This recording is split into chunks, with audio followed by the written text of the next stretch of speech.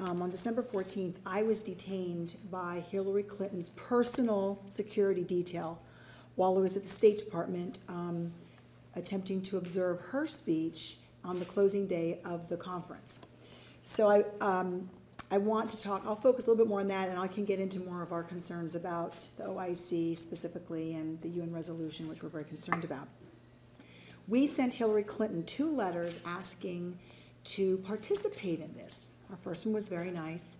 Then we did follow-up, we did phone calling. And keep in mind, as I'm sharing some of this, I may repeat a few things that Ann said, but our presentations are, I'm going to put flesh and bone and flesh on some of the things that she said. And I'm also going to cause you to think about a notion that maybe our State Department is lying, because that's exactly what they did. So we sent a request twice to participate in this event. We talked to staff. I was even invited to be on an NGO call. We called to find out when this would be, and finally, when we were able to reach the staffer, she said, "Oh, that took place last week. We would like you to speak to the ambassador." So I then was not able to set up a time that worked for myself and the ambassador, so I spoke to 2 individuals, both who I believe are Islamists. One of them works for the president's appointee, whose job is to be the liaison, the envoy from our government to the OIC.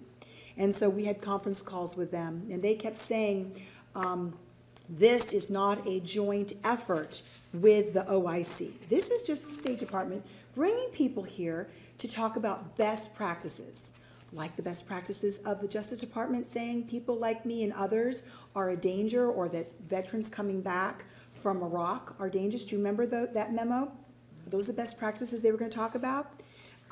As Ann pointed out, in the IINA, which is International Islamic News Agency, they reported, as she said, Washington plans to host a coordination meeting to discuss with the OIC how to implement Resolution 1618. So they were not telling the truth. At every turn, they kept saying, this is just the State Department. And I think because there was so much pressure on them, they began to backpedal. So I pressured, can we attend, can we attend? They kept putting me off. So finally, the night before the closing statement, I saw this press release. It was from the State Department website. And it says here, 3 types of people can get into this meeting. It's just for press. And the third point was, if you didn't have press credentials, blah, blah, blah, the third thing is a letter from their employer on letterhead verifying their employment as a journalist, accompanied by an official photo identification card, driver's license, passport.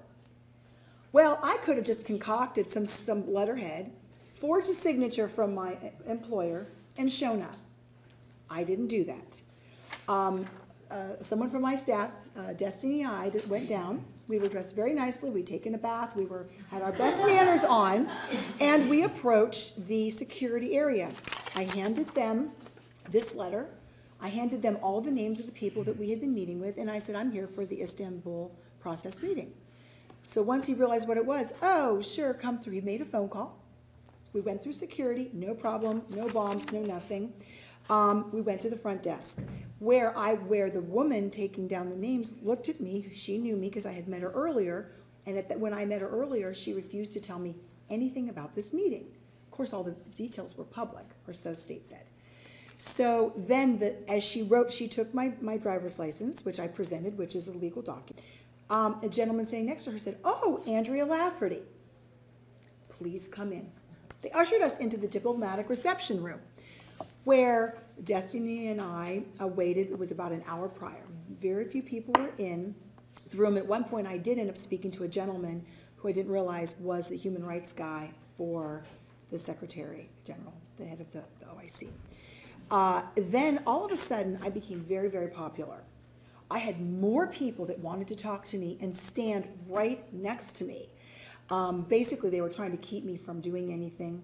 And all the while, people were going back and forth. And it's interesting, even the people that I talked to on the phone did not come in and speak to me. And I really believe it's because I'm an infidel. I really, really believe that there's great disdain for people like me and perhaps those of us in the room that don't agree with what's going on with UN Resolution 1618.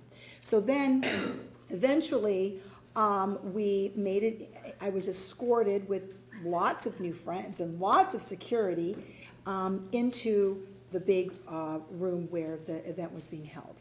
And interestingly, by the way, before we went in, they had people that they pulled away from us so that we could not speak to them. Someone on my staff, Destiny, who was there, she spoke to a guy from Central or South America who said, I don't even know why I'm here. We don't have a problem like this. But they used these folks as cover.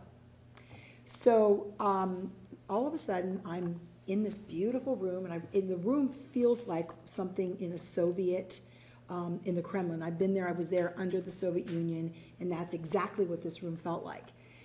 I'm seated, behaving myself with all of my friends around me, and I hear this, Andrea Lafferty. And I look up, and it's a man who looks like he's Special Forces. So a few things you do in life. Flashing lights behind you, you pull over. Someone who looks like they're Special Forces, they get your attention. I looked at him, he said, Andrea Lafferty, you must come with me now. They took me out of the room, and they told me they'd received a call that I was a threat to the secretary. Now, what were they doing? They were using what the resolution says. They were using this phrase of incitement to violence. They thought I was going to hurt the secretary. This is just before Christmas. I have an 8-year-old. I am not going to go to jail before Christmas. I was really, really angry, and I demanded to know who placed this call, who said I'm a threat. And I was not belligerent, but I was back at this guy, and I'm surrounded by the staff. Now, what's interesting is this was their worst nightmare, because this proved everything that we are all saying. I had been public, but I had worked through the process. I've never threatened Hillary. I've been to the White House. I've even been around the president, the current president, at a White House event. Yet they said that I was going to try and kill her. I was so angry. And we are still trying to find out. They're playing a game with us. We're FOIAing who was that person that placed the call. But the reason this story is important, it's not just about me. It's about all of us in this room and people in America. Because what's happening around the country is events are being canceled. Meetings like this are being canceled because I or Sarah or maybe even Zuhdi will stand up and someone will get so angry they'll go and kill somebody or do some harm. That's not how America works. I have a right to say things, and what I'm saying is within reason. And so they are using, and I would encourage, if you haven't read this resolution, you need to read it. And Anne is absolutely correct, that they've taken the term blasphemy, excuse me, they've set it aside. They're still using that. That's really a part of this, this UN resolution, but this incitement to violence is being used here and everywhere. And it's interesting also to point out that the OIC, these are people, they kill religious minorities. They kill all kinds of people, Christians and women, and they're telling us that we're bad, that we can't have free speech. So after getting back to the situation, I was taken to 3 locations at the State Department, and all the while I'm telling these people, this is a nightmare for you because this proves exactly the point that we are trying to make, and I will fight you to the death over this. Americans will fight you. We have a constitution. We do not want Sharia law or anything implemented like that.